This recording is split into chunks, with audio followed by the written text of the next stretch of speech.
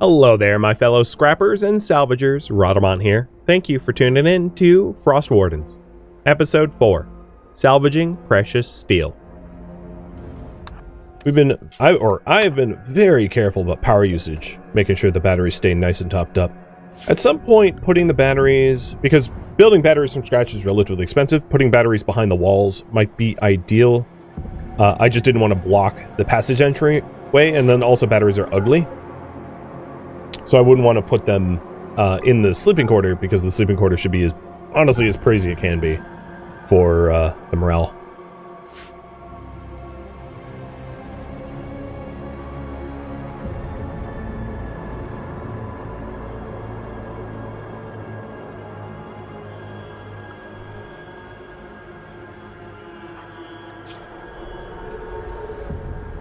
One of the benefits is, as a result of our ideology, we have a burgeoning city. Our city is growing, and people are a little bit happier as a result.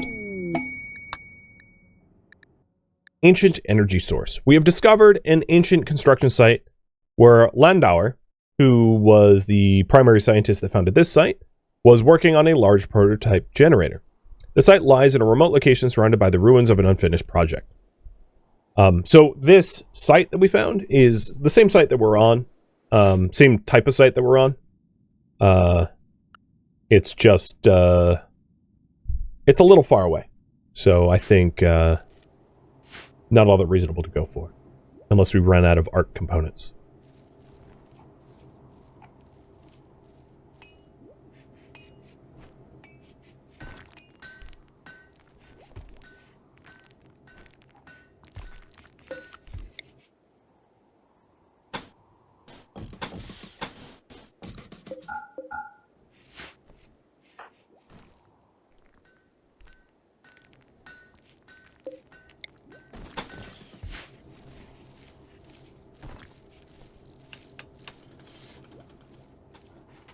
The ship escape site is not the win condition, so I wouldn't even bother going there.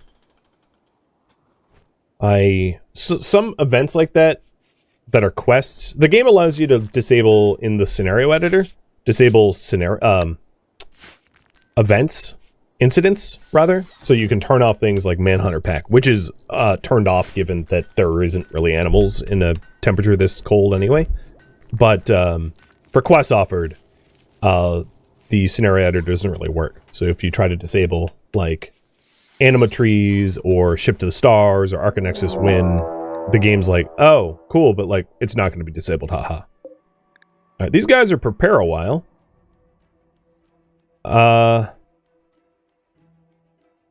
And Weirlig himself showed up. Interesting. He's wimpy, so I think we're going to shoot him first. Cyclically deaf. What kind of clothing? So, some of them have very insulated clothing, some of them don't. So some of them are going to be whittled down by the temperature. And then Orlean here has components in terms of traits. 2 slow learners, one's beautiful, one's cyclically deaf. But yeah, shooting Weirlig first. Weirligson here. Definitely top priority if he's a wimp. Be very easy to incapacitate him. So I have my colonists still on zone lockdown. They're only allowed to go close.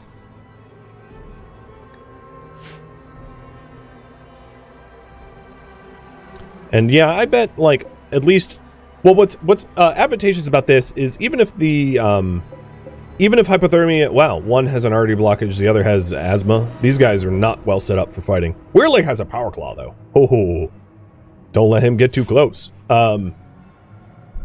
Maybe that's how he rules with an iron fist as a wimp.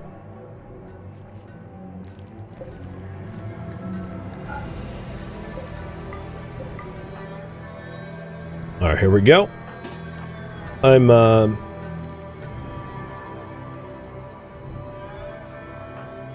gonna issue the attack commands.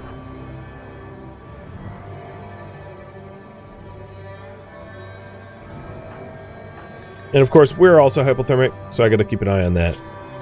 One of the things I should have done prior to this fight is keep all of my people inside so they didn't have shivering hypothermia as a result, because the shivering hypothermia harms your accuracy and lowers consciousness and the like. Tal, thank you for the gifted subs.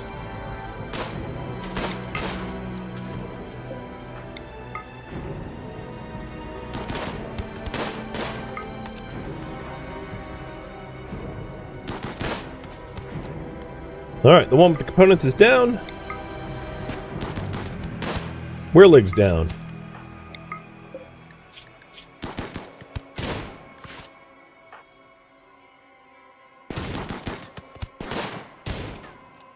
Oh, defender's advantage. Oh, this guy is armored with a flak vest, so let's shoot the guy without a flak vest. I don't know where this guy's going. He's probably going here to try to shoot at us down this way. But it doesn't really matter, because the fight is over. They didn't even touch us. There is a chance, of course, to... So in terms of ideology, if you're wondering about that power claw. The pilgrims believe in no harvest or sale. And the stalwarts as well. So if you were wondering, hey, take the power claw, we don't believe in that. We don't believe in mercy either, not for those that show up to try to murder us. So I have bad news, bad news bears for these 1, 2, 3, 4 dead.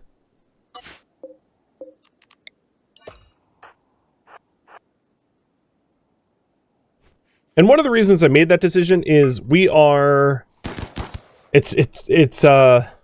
get the irony of saying we're trying to remain civil. You know, with that in mind,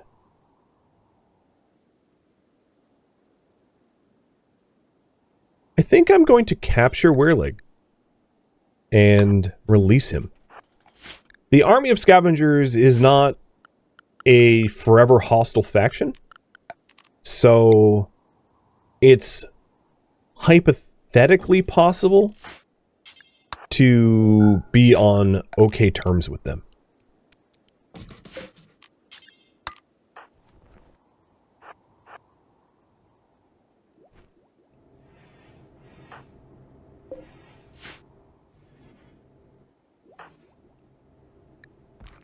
How quick are you bleeding? 6 hours? Yeah, you're fine. So I'm building an extra little heater there, which eventually will get moved into our base.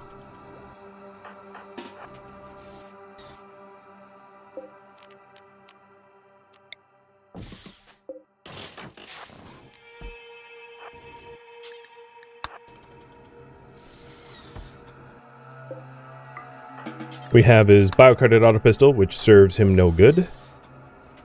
And I am going to tend to you with herbal meds.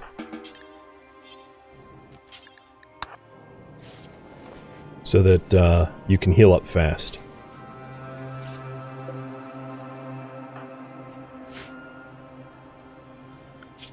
So here's their faction.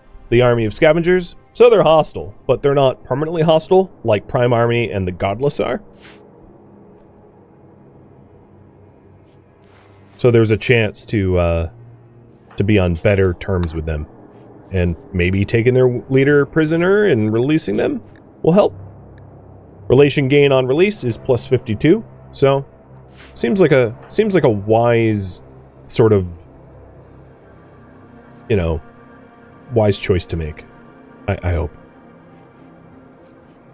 And he has pretty insulating gear, so he's going to be able to walk out under his own, because he has gear that protects him up to -78, even better than our stuff. But of course, when I mean no corpse looting, I also mean like no stripping prisoners for their stuff. I haven't gotten the components from the water yet, but I will in the morning.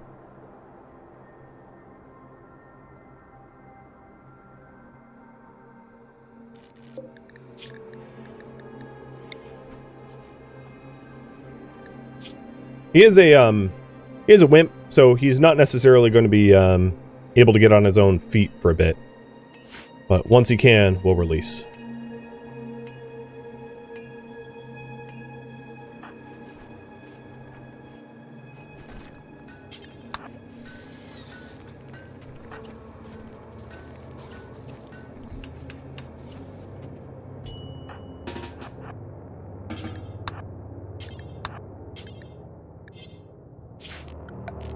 One of the issues is this is outside of the allowable zone. That'll do it.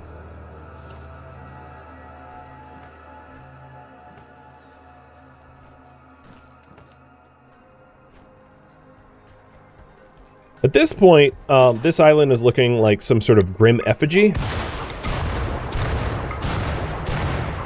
I know it's snowing, so maybe it won't actually... They won't actually burn up. But we'll see.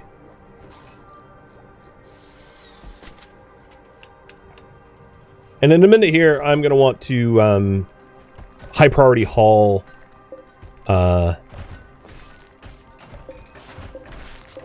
everything out of here and bring it down to the new storage.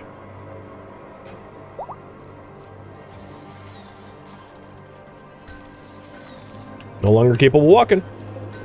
Get lost. Maybe he learned a lesson. Maybe he didn't. I don't know. And we'll bring in the heater so as to not go to waste into our farm. It is gonna only get colder, so. And I'll stagger this one upwards to 74. I mean, I don't think it's ever gonna get that warm, but yeah, we did just get a lot of goodwill releasing their leader, so. We're not non-hostile, but push it in the right direction. Throw the pistol away. I'll smelt it, but I just want to prove that smelting things is worthless. Cathanon made a mod to make smelting bio-coded stuff yield nothing as part of the game balance and design. Well, a heck of a party you guys are throwing. Count me as totally thrilled. And now would be a great time for another... Oops, I didn't mean to put dev mode on. Another poll, another vote.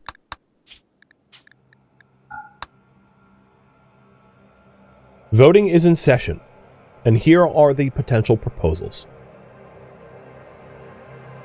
Stalwarts would like to adopt beliefs of charity and science, but pilgrims will receive 1 more hour of work. Pilgrims propose that they adopt techniques for efficient harvesting, but stalwarts receive 1 more hour of work. The stalwarts are willing to potentially compromise, adopting a belief of charity and giving the pilgrims 1 hour more of recreation as a concession, and the pilgrims are willing to compromise, adopting techniques for efficient harvesting and giving the stalwarts 1 more hour of sleep as a concession. You can also abstain from voting if you would like, or defer to me, but just know that as Stewart, I am not going to make the most min-maxed decision. I'm going to make one. I'm going to err on the side of everybody loses when I'm asked to tie break or decide.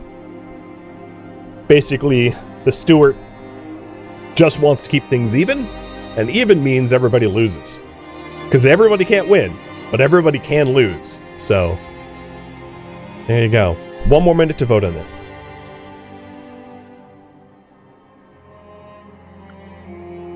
It's also worth noting that the first proposal was won by the stalwarts.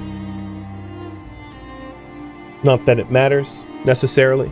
I just wanted to make it known as far as proposals have gone.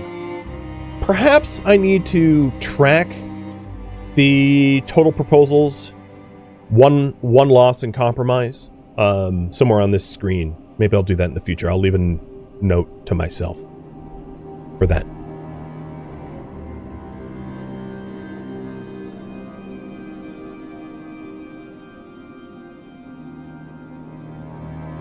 But ultimately, the tracking is less important. What will happen as the factions win and lose their proposals is it will have real consequences on the efficiency and morale of the members of those factions.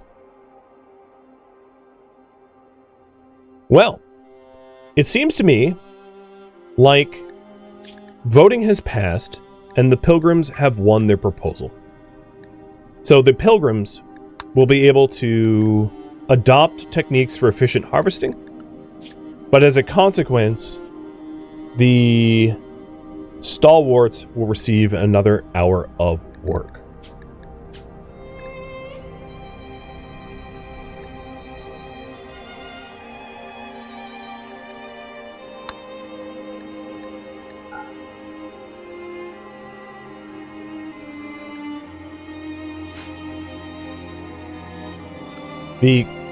Those that tried to compromise, the Stalwarts lost as a result of the attempt. So here is the result of that. Pilgrims now have higher farming yield. They get about 10% more harvesting, which benefits Axios as the farmer of the crew.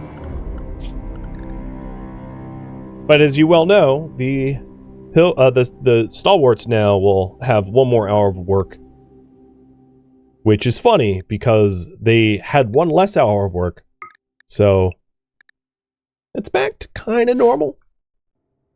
They do get a little bit more recreation from the first proposal, but things are a little balanced out. And a result of being a little balanced out, there is not animosity yet for faction politics or diversity of thought or anything like that.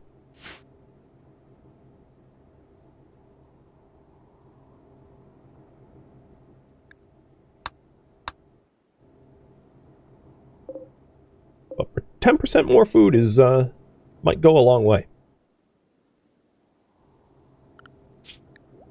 So everybody but Nabla, I want you to high priority hall. I want to get all this stuff out of here.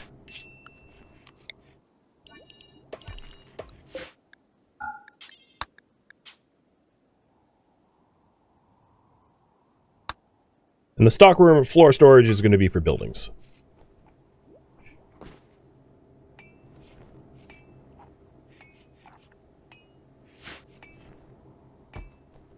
So thank you for voting. And I hope that... I mean, obviously I'm not tracking. I'm not checking that people are voting in line with their chosen factions. But that is the idea. That I'm not looking for balance, necessarily. Balance ultimately actually might be bad. And for anyone that has played Frostpunk, and I guess this is a really important notion to convey. Anyone that has played Frostpunk knows that often a city of pure compromise is a city of equal measures of suffering. Right? That I intend for nobody to be happy if the faction, if there isn't winners and losers, in other words. So it's not to say that we have to make that decision now, but in the long run, that will be the net result of polling. That if it's constantly like I win then you win and taking turns, no one will be happy with that, because they won't be what they're more concerned about, rather than chalking up individual wins and losses, is advancing the true ideology of their beliefs. And the true ideology of their beliefs is not just to trade wins with the other side.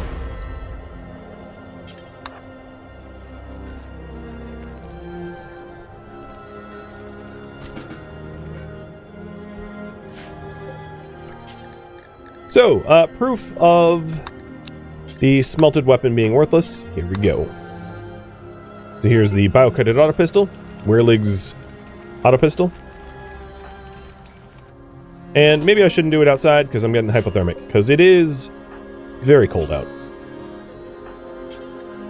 Fish, you do it. Axios, you warm up in there.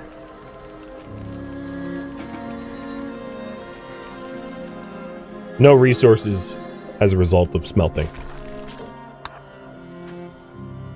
In the future, we can just, like, throw it in the water or something like that.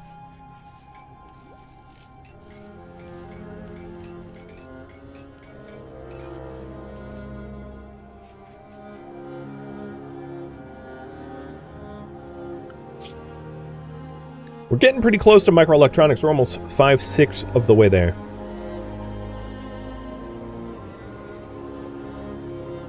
Is there any upside to roofing the whole base?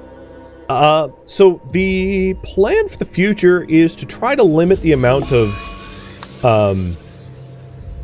cold exposure that everybody is exposed to, because it will be fairly challenging to keep everything warm all the time. Right now, there might not be much of a point, but in the long run, yeah. Having our city warmer than ambient is a pretty useful goal to strive towards.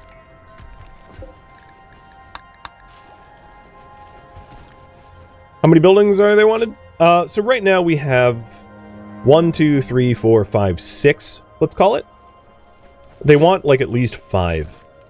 I am going to be phasing out this building, of course, first. But then I'll be putting in this building before phasing out the others.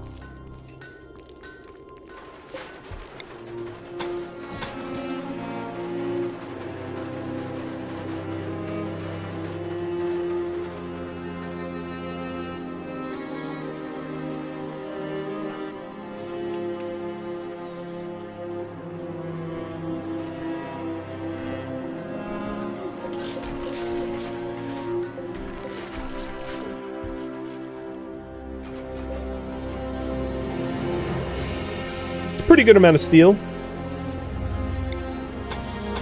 I definitely have to be judicious about its usage, though, so as to not waste any.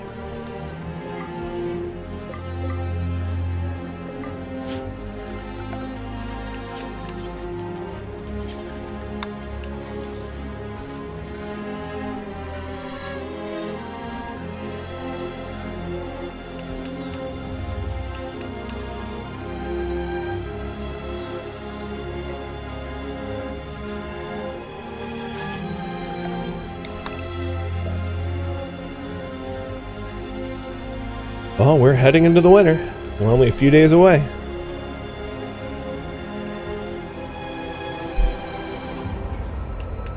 I haven't been cooking recently, have I? It shows. I looked down and I was like, 2 meals? Dear Lord. But no, I had plenty of rice.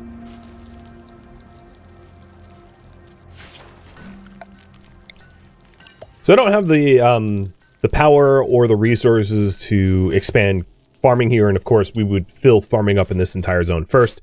The reason I laid it out like this, if it isn't obvious, is it allows us to grow a pretty decent amount of food, but it also allows a little bit easier access to the area where we can walk around the benches. Once you fill it up, movement speed is a little bit slowed.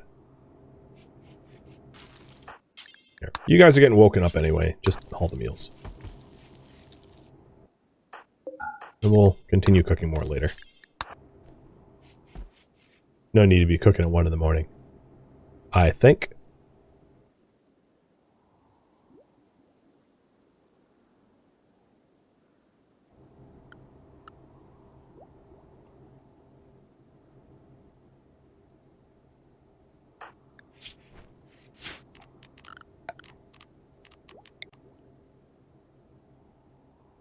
Is advancing the story...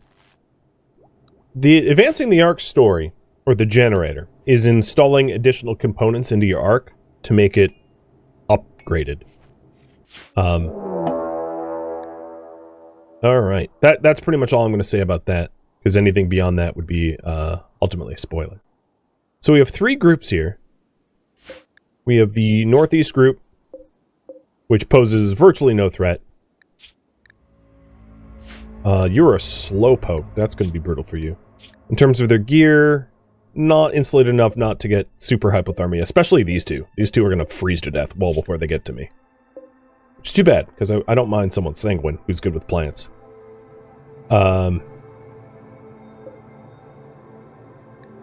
Steadfast, but you're unwaveringly loyal. So unwaveringly loyal, we could, of course, release mercifully, but, like, there was no slavery, so there was no recruiting them. Very neurotic. And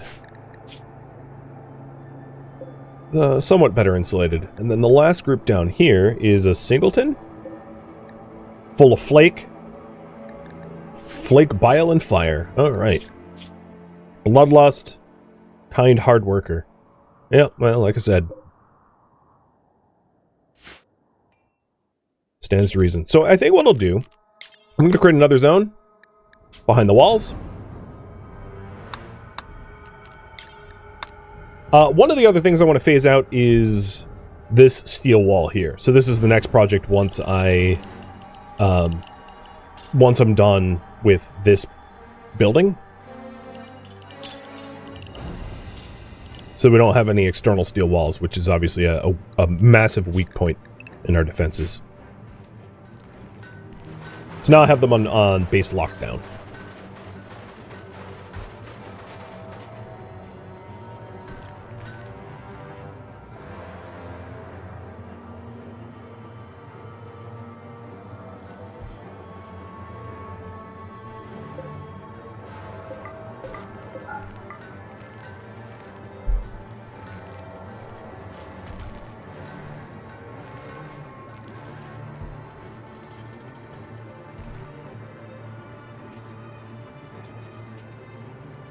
They are really preparing a while. They're going to collapse due to the due to cold exposure before they get to me, I think. I don't see that they're going to end up posing much of a threat. Alright, so before they get here, I want to warm up.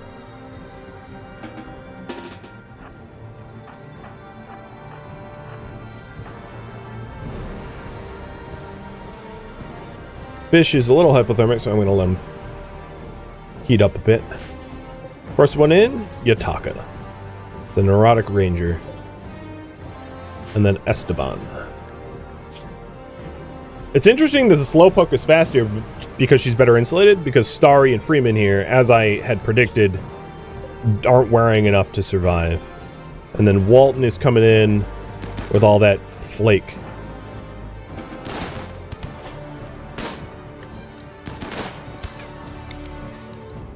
These pirates are getting smoked.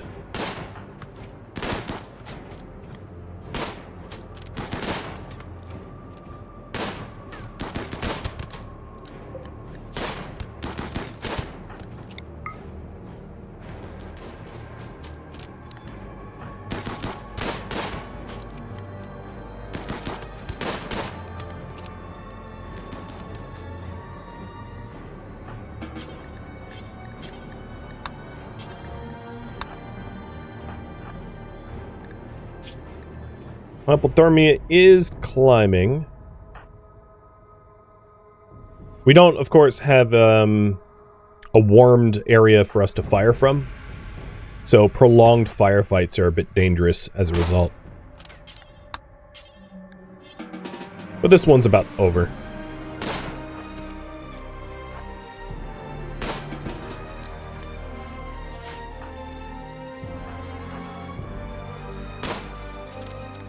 Where's he going? Oh, he's trying to use the wooden wall, I think. That's not gonna work if I move down here. I think you'll be outside of... No, I'm inside your radius. Never mind. This is what I'm fearing, is I don't want to be firing on the wall. So I'm gonna just dip to cover, forcing him inwards so that we don't... Oh! Yeah, it's a moot point. His compatriots perished or fell as a result of hypothermia, and he doesn't really have anything I want to grab, so he's free to go. And because they're not the army of scavengers, it's not like they have any capture and release benefits.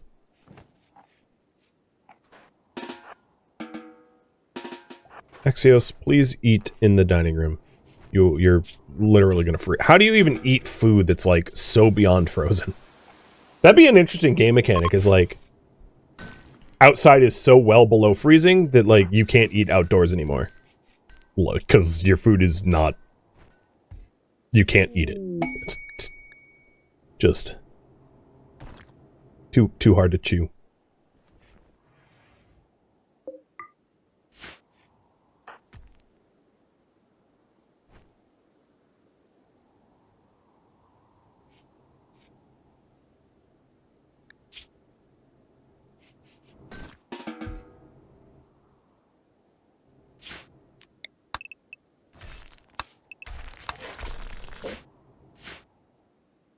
So my plan is to start building the ideology rooms next.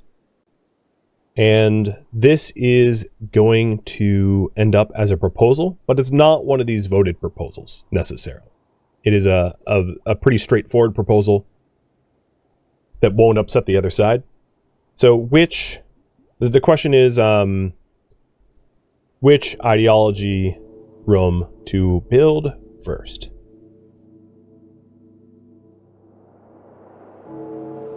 And at least initially, I plan for them to be basically equal. So the pole's above my head, and I'll give you 5 minutes.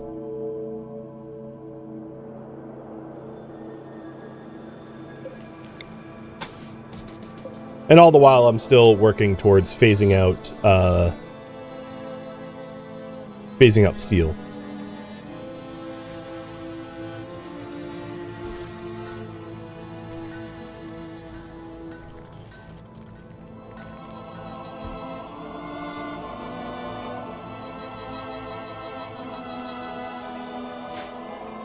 Wow. It's like 50-50. Didn't think that'd be the case.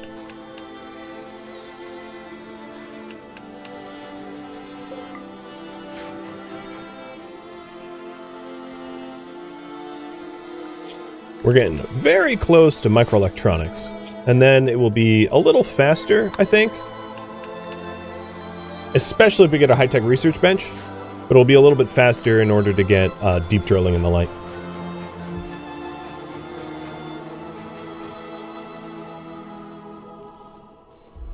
Which faction has more pawns? They're color-coded at the top of the screen. So, neither?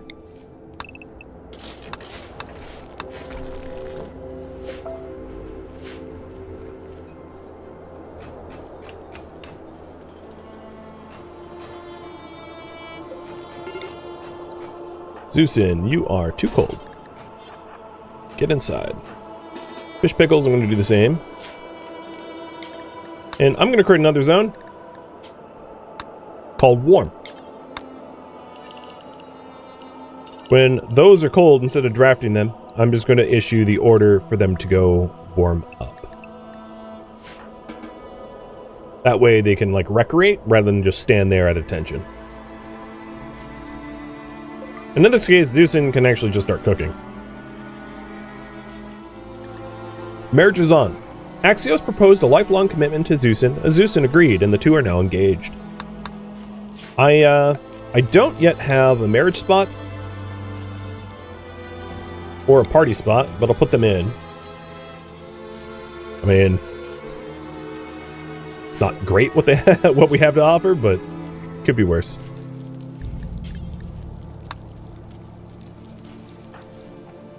And I'll just have Zeusin do a big batch of cooking and then shut the stove off for a bit.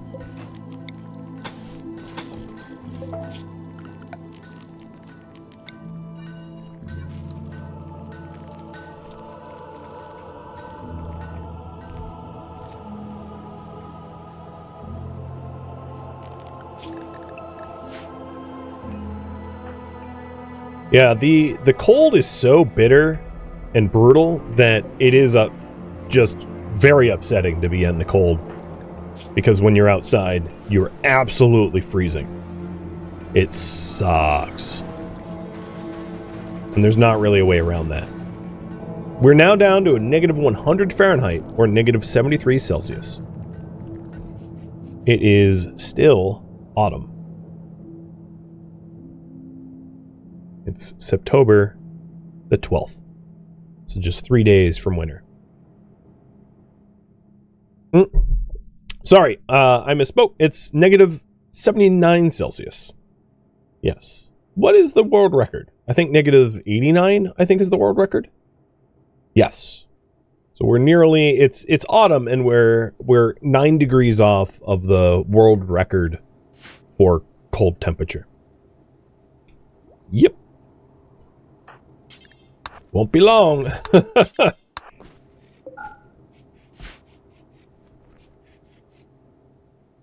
Where are you going with that? There is, like, definitely space on the shelf over here. I think you can't count to 3 stacks, Nabla, which concerns me considering you are definitely the most intelligent of our colony.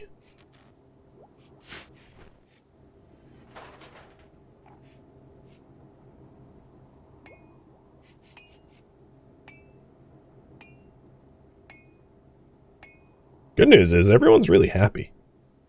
I like that. Alright, it looks like these stalwarts are going to take the lead here.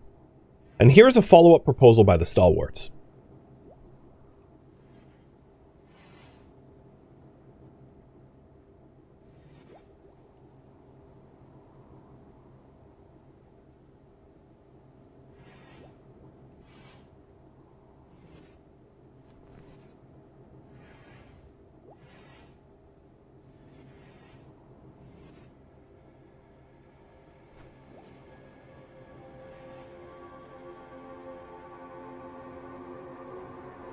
Alright.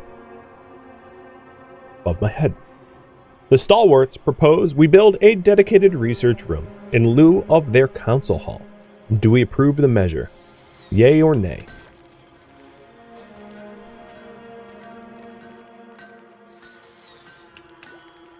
So, Nabla shared with the rest of the group that she is soon going to unlock the knowledge required to build a high-tech research bench. And she mentions that the high-tech research bench, once built, cannot be moved. So it needs to have a permanent housing.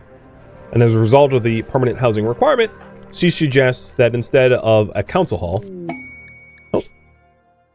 we build a dedicated research room.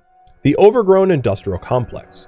Data from the prototype reveals the coordinates of an forgotten industrial yard, where the machine was further developed by Dr. Paul Landauer and their team.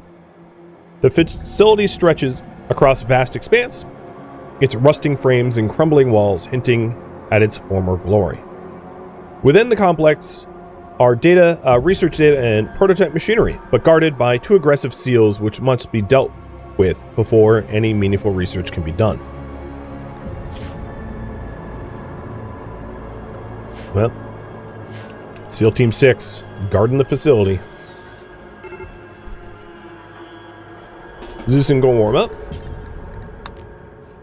And Fish, I'm going to have you do the same. If you're wondering, overland travel, basically impossible, right? We get 5 feet and freeze to death. So transport pods or a network of heated transport pods is really the only way to travel long distance, which means we would need ample food to be able to turn it into chem fuel and a reliable supply of steel and components and the like. A complete and utter luxury, unknown to the rest of the world, except for some pirates that use like phased out transport pods. So for their pod attacks, so it's not something reasonable for us to try to employ.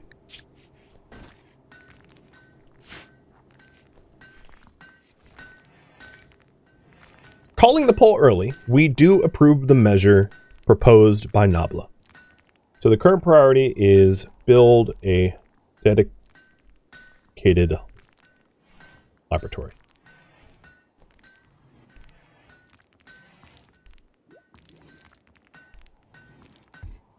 I think it's reasonable to build it in such a way that it can be scaled up for a hospital as well.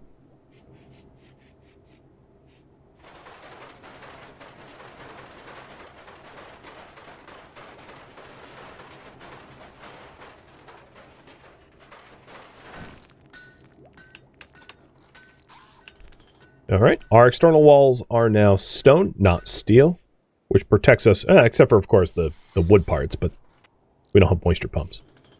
And we are very soon going to have microelectronics known to us. Fantastic.